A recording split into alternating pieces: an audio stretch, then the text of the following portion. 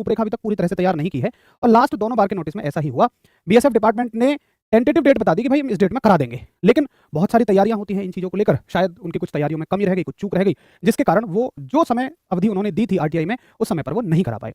अब देखिए, हालांकि इसमें देखा जाए तो ये बात गलत भी है और डिपार्टमेंट के नजरिए से देखा जाए तो ये बात बहुत ज़्यादा गलत भी नहीं है। मतलब मैं बच्चों के नजरिए से तो बिल्कुल गलत कहूँगा। क्यों कहूँगा? क्योंकि भाई साथी जो है वो इंतजार कर रहे हैं और उनको अगर ऐसा ही है कि भाई हमें करवाने ही है तो जिस डेट पे वो बोल रहे हैं उस डेट पे करा दें, क्योंकि साथी जो है फिर अपना फिजिकल बहुत समय से तैयार करने में लगे हुए हैं। लेकिन देखो, अगर आप इसको एक डिपार्टमेंट के स्तर पर देखें ना, तो चीज़ें ना एक व्यक्ति के हाथ में नहीं होती हैं। सरकारी विभागों में चीज़ें ना बहुत ज़्यादा डाइवर्सिफाइड होती हैं। मतलब कुछ कोई चीज़ किसी के हाथ में है, कोई चीज़ किसी के हाथ में है, आज कोई उपलब्ध नहीं है, कल कोई उपलब्ध नहीं है, इस तरह की चीज़ें चलती हैं। तो मैं ये तो नहीं कहूँगा कि बहुत अच्छी बात है, मैं तो कहूँगा कि भाई अगर जो चीज़ होनी है तो वो समय पर ही हो। आइए फिलहाल हम इस नोटिस के बारे में बात करते हैं कि अब से फिर से आपको जो एक डेट नजर आ रही है और ये डेट नजर आ रही है 17 मार्च, क्या ये डेट सही है या पुराने दोनों नोटिसों की तरह ये डेट भी गलत हो जाएगी? देखिए, सबसे पहले मैं बात करता हूं कि ये नोटिस सही है या ये नोटिस गलत है।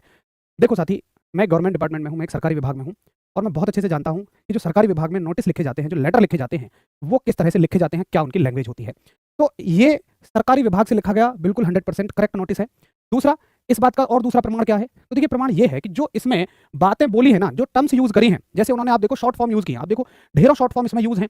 जैसे कि वो कहते हैं AIG PRS, AIG TRG, AIG OPS या पीपीएस हो गया, या डीईएसएच विजिलेंस एंटीसिडेंट क्लियरेंस, ये सारी की सारी टेक्निकल टर्म है सरकारी विभागों की। और अगर कोई आदमी नकली नोटिस भी तैयार करने बैठे तो उसको इतनी जानकारी तो नहीं होगी। अगर आप ये कहोगे भैया पहले कोई ऐसा नोटिस जारी हुआ हो, क्या पता उसी पे डेट बदल दी हो, तो पहले इस तरह का कोई नोटिस बीएसएफ की तरफ से कभी जारी नहीं हुआ था। इसलिए ऐसा तो बिल्कुल संभव नहीं है कि उस पर वो केवल डेट चेंज करके आपको दे दें।